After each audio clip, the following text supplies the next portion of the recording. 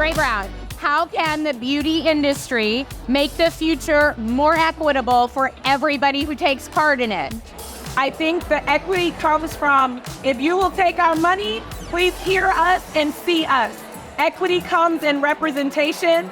If you want representation in your audience, represent your audience on screen, every screen.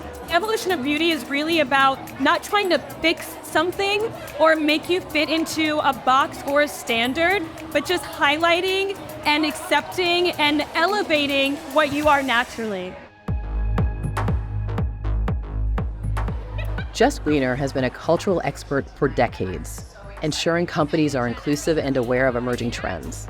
I've worked with girls who wear burqas and who wear Birkenstocks, and they want the same thing. They want to be seen. For Weiner, changing the face of beauty has always been a priority, even as a young girl, tackling her own body image issues. Research shows that 80% of 10-year-old American girls have been on a diet. I went on my first diet when I was 11. I had a mom at home who was dieting. So this wasn't some external beauty standard. This was inside my house with my family, with the woman that I look at as a model for me to grow into, right? She was my role model for being a woman. So when I look at stats that were trending down now for girls going on a diet, my first thought is always, what is home life like? I really want everybody listening who has a kid in their life to remember those kids are listening. I was listening, and I think that dieting that I did with my mom was a way to bond with her. It was something I thought I had to do as a girl. I didn't know how to question it then. I wish I was taller. I wish I was shorter. I wish I was thinner. Just kind of want to fit in. But I want us to think about young people today see thousands and thousands more images every day than we ever saw in our lifetime. And for a young brain that is not fully formed yet, and the discernment and the decision making that's not fully developed, you're gonna look at these images and you're going to compare and despair. And you're not gonna think, are they photoshopped? Are they retouched? And is this AI? You're gonna look at those images and say, oh, my hair's not like that, my body's not like that, I don't have clothes like that.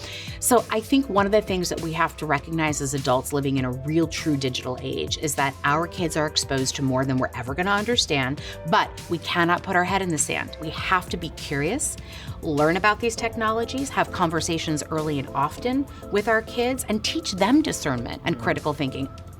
An open conversation about beauty, inclusive of all shapes and sizes, is critical to having a healthy body image.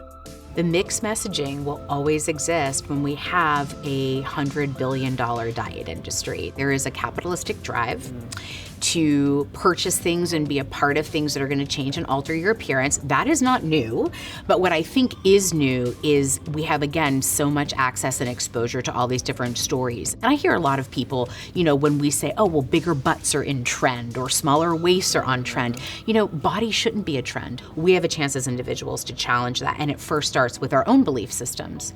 Do I think I'm going to be more lovable and more worthy when I'm thinner?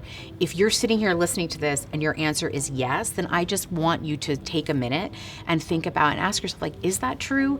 And where did I learn that? And how is that affecting my life? Because when we have more discernment and critical thinking, we're gonna choose differently, and that means we're gonna shop differently, and we're gonna choose to opt in or opt out of trends differently too. In 2004, Dove research reported just 2% of women worldwide thought they were beautiful. In 6 years, that number doubled. And yet today, the research says 2 in 5 women would give up a year or more of their lives to achieve an ideal body size. I think beauty for centuries, certainly, and definitely in our modern age, has always held women to a really unrealistic standard. And with modern media and advertising and social media now, it only gets worse. So as a cultural expert and researcher, when I see that data, I'm unfortunately not surprised that 2 in 5 women would sacrifice life being lived for the ideal body. Just shows what a hold beauty ideals still have on us and how much work there still is to do.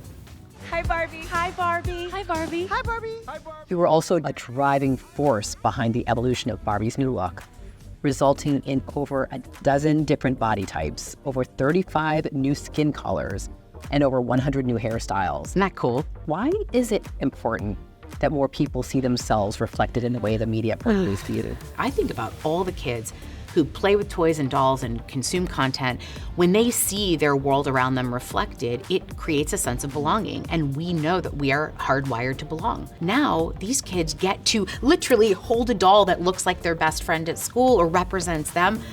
That can be life-changing. And I know that sounds really serious when we're talking about Barbies, but I do feel like when I look at historically the lack of representation and the shift to all of these body types, hair textures, eye shapes, eye colors, the specificity matters because we matter and we deserve to be seen.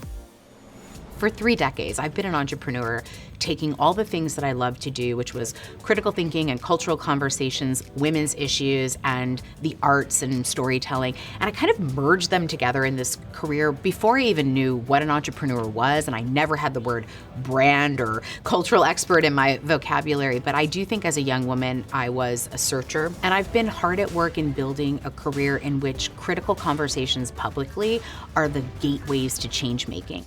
For so many decades, I felt like I had to be somebody else. I have struggled quite a bit to be in my own skin, in my own body, and use my voice. And so now I realize that I'm making an impact not by what I do, but by who I am.